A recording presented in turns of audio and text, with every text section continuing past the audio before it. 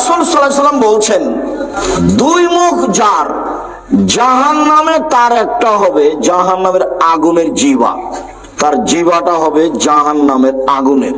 দুই মুখ যার, দুই মুখ কার? মুনাফিক যে বদনাম করে, যে গীবত করে, যে তার মুখে দুইটা জিহ্বা হবে। কিসের তৈরি? আগুনের তৈরি।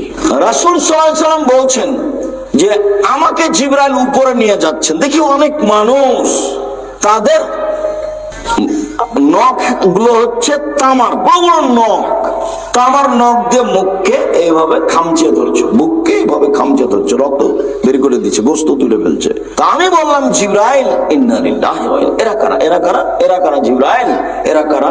তো জিবরাইল বলছেন যে এরা আল্লাযীনা ইয়াখুজুনা, যারা মানুষের বদনাম করতো দুনিয়াতে, তাদের এই অবস্থা। তাহলে বোঝা যাচ্ছে যে বদনামের সাইডটাতে জাহান্নামের ফলাফল বেশি।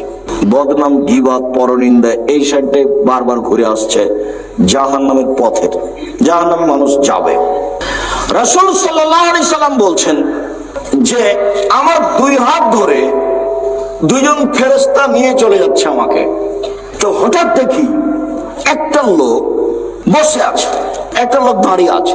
যে লোকটা দাঁড়িয়ে আছে লোকটার হাতে একটা বাঁকা লোহার লাঠি আছে। তো মুখের ভিতর দিয়ে এভাবে ঢুকে দিচ্ছে, দিয়ে চিরে ফেড়ে পিছন দিকে নিয়ে যাচ্ছে। আবার লাঠিটা বের করে মুখের বাম দিকে লাগাচ্ছে, চিরে ফেড়ে পিছন দিকে নিয়ে যাচ্ছে। তো বাম দিক চিরে ফেলতে না ফেলতে ডান দিক ঠিক হয়ে গেছে, আবার লোহার বাঁকা লাঠি এখানে লাগাচ্ছে। তো আমাদের নবী বললেন, মাহাজা, এটা কি? এটা কি? এ কি ব্যাপার? তো আল্লাহ রাসূলকে পরক্ষণে ওনারা বললেন যে এই লোকটা মিথ্যা কথা বলতো, যারা জীবনে মিথ্যা কথা বলবে সে জাহান্নামে যাবে, তার মুখকে এইভাবে চিরে ফেলা হবে বিচারের দিন পর্যন্ত। মিথ্যা কথা থেকে বেঁচে থাকবেন, সাবধান, মিথ্যা কথার ধারে কাছে যাবেন না। দুই, একটা লোককে দেখলেন যে চিত হয়ে শুয়ে আছে, আর একটা লোক পাথর দিয়ে তার মাথাকে ভেঙে চৌচির করে দিচ্ছে। যতবার মারছে পাথরটা লেগে ছিটকে দূরে চলে যাচ্ছে, পাথরটা আনতে না আনতে দেখে মাথা ঠিক হয়ে গেছে, আবার মারছে। আল্লাহ রাসূল বললেন, মাহাজা, একই কথা, আরে একই ব্যাপার, বারবার তার মাথাকে এভাবে ফাটিয়ে দেওয়া হচ্ছে কেন? একে। তখন ফেরেশতারা দুইজন বললেন যে ইনি হচ্ছেন মাওলানা মানুষ, যার মাথা ফাটিয়ে দেওয়া হচ্ছে। হুজুর দিয়ে কিন্তু জাহান্নাম উদ্বোধন হবে। জাহান্নাম উদ্বোধন হবে কাকে দিয়ে? হুজুর, মাওলানা সাহেব। মাওলানা সাহেব বুঝতে পারেননি কত বড় বিপদে আছে, জানে এটা ঠিক না তবু বলছে, জেনে শুনে উল্টাটা করছে।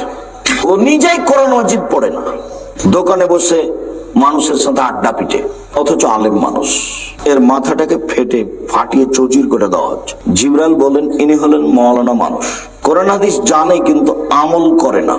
আল্লাহ রাসূল বলছেন যে যে আলেম তাকে জাহান্নামে নিক্ষেপ করার সাথে সাথে ভুঁড়িটা বের হয়ে যাবে, ঝুলবে।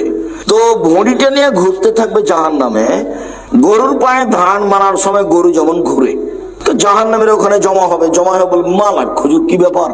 আপনি তো ভালো কথা বলতেন, মন্দ থেকে নিষেধ করতেন, আপনি কেন জাহান্নামে? তখন হুজুর বলবেন, আসলে কি বলি, আমি ভালো বলেছি, ভালো করিনি তো। তাফসির মাহফিলে যারা মিথ্যা তাফসির করছে, এরা যদি নবীর নামে বদনাম করে তাহলে ৮০ লাঠি পিটাতে হবে, ও জাহান্নামে চলেই গেছে।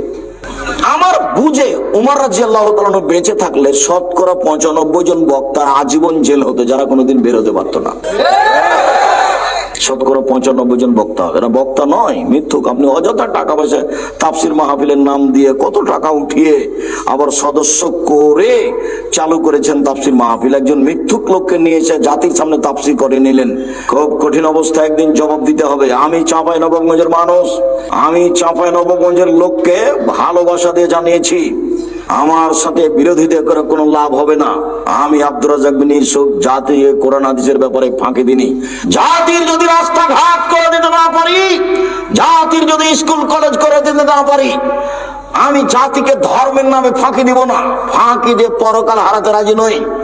আমি জাতির উদ্দেশ্যে যা বলেছি, চাঁপাইনবাবগঞ্জের দ্বীনি ভাই বোনকে তার চেয়ে শক্তভাবে বলেছি।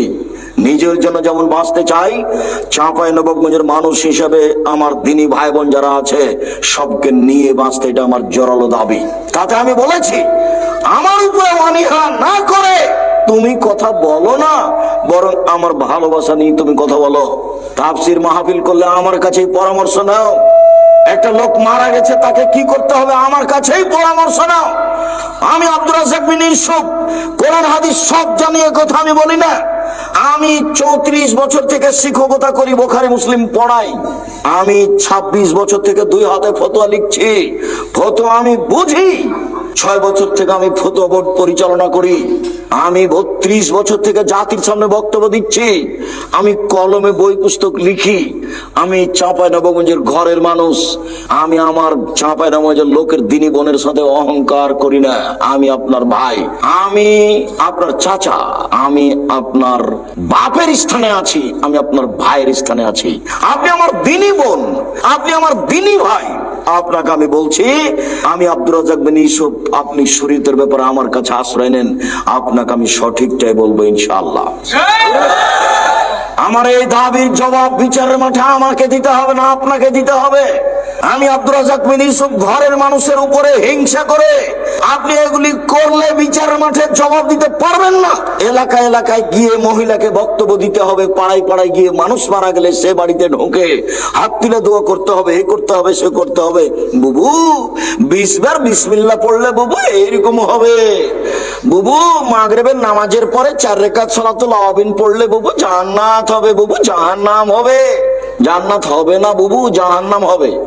সালাতুল আওয়াবিন 10:30 11টার সময় পড়ে, মাগরিবের সময় কি করে গেল? আবার বুবু বৈঠকে বলেছে 27শে রজবে রোজা করো বুবু, এত নেকি হবে।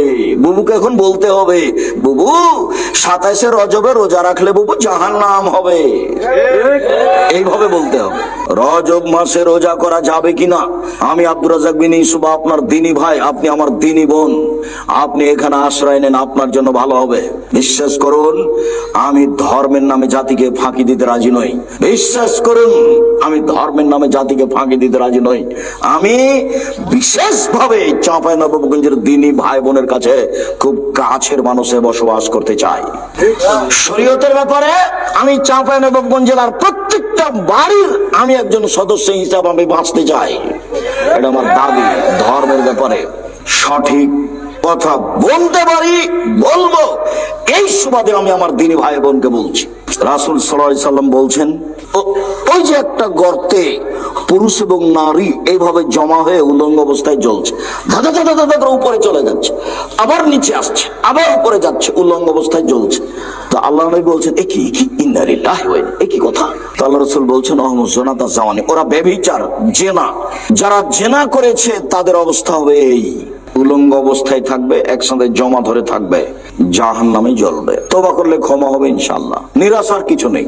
যে কোনো পাপ ক্ষমার জন্য আপনি প্রস্তুত থাকেন। যদি মানুষের মান সম্মানের হানি করে থাকেন, কাউকে অপমান করে থাকেন, তাহলে হাত ধরে ক্ষমা নিলেই ক্ষমা হবে ইনশাআল্লাহ, কোনো সমস্যা নেই। কারো যদি টাকা নিয়েছেন, দিতে পারছেন না, হাত ধরে ক্ষমা নেন। রিকশাওয়ালাকে একটা থাপ্পড় দিয়েছেন, হাত ধরে ক্ষমা নেন। হক নষ্ট করে বাঁচতে চাইবেন না। তারপরে দেখলেন রক্তের নদীতে একটা লোক পড়ে আছে, রক্তের নদীতে যতবার উঠার চেষ্টা করছে, পাথর থেকে পাশ থেকে পাথর মেরে তাকে রক্তের নদীর মাঝামাঝি করে দিচ্ছে। এই লোকটা হলো সুদখোর, সুদের ফলাফল জাহান্নাম। সম্মানিত দিনী ভাই বোন, আমি আপনাদেরকে জাহান্নাম থেকে বাঁচার জন্য আপাতত আজকে কে বড় ক্ষতিগ্রস্ত বই হিসাবে জাহান্নাম থেকে বাঁচার ব্যাপারে অনুরোধ জানাচ্ছি। কে বড় ক্ষতিগ্রস্ত বইটি পড়ুন। 1, 2, জাহান্নাম থেকে বাঁচার ব্যাপারে সালাম ফিরার পূর্বে রব্বানা আতিনা ফিদ দুনিয়া হাসানাতাও ওয়া ফিল আখিরাতি হাসানাতাও ওয়া কিনা আযাবান্নার, এই দোয়াটা পড়ার জন্য অনুরোধ জানাচ্ছি সালাম ফিরার পূর্বে। দোয়ায়ে মাসুরা যখন হয়ে গেছে, তারপরে আল্লাহ ইহকালে কল্যাণ দাও, পরকালে কল্যাণ দাও, আল্লাহ তুমি জাহান্নাম থেকে বাঁচাও। তাহলে কি বললাম? জাহান্নাম থেকে বাঁচার জন্য কোন দোয়া পড়তে বললাম? রব্বানা আতিনা ফিদ দুনিয়া হাসানাতাও ওয়া ফিল আখিরাতি হাসানাতাও ওয়া কিনা আযাবান্নার। 1, 2, সালাম ফিরার পূর্বে দোয়ায়ে মাসুরা হিসাবে আল্লাহুম্মা ইন্নী আউযু বিকা মিন আযাবিজ জাহান্নাম ওয়া আউযু বিকা মিন আযাবিল কবর ওয়া আউযু বিকা মিন ফিতনাতিল মাসিহিদ দাজ্জাল ওয়া আউযু বিকা মিন ফিতনাতিল মাহইয়া ওয়াল মামাত ওয়া আউযু বিকা মিনাল মাসাম ওয়াল মাগরাম। এই দোয়া পড়ার জন্য অনুরোধ জানাচ্ছি। 3, আল্লাহুম্মা কিনি আযাবাক ইয়াওমা তাবাসু ইবাদাক, আল্লাহ আমাকে জাহান্নাম থেকে বাঁচাও ওই দিন যেদিন মানুষের বিচার হবে। এই দোয়া পড়ার জন্য অনুরোধ জানাচ্ছি। তারপরে সকালে এবং সন্ধ্যায় 3 বার করে আল্লাহুম্মা জিরনি মিনান নার, আল্লাহুম্মা জিরনি মিনান নার, আল্লাহুম্মা জিরনি মিনান নার।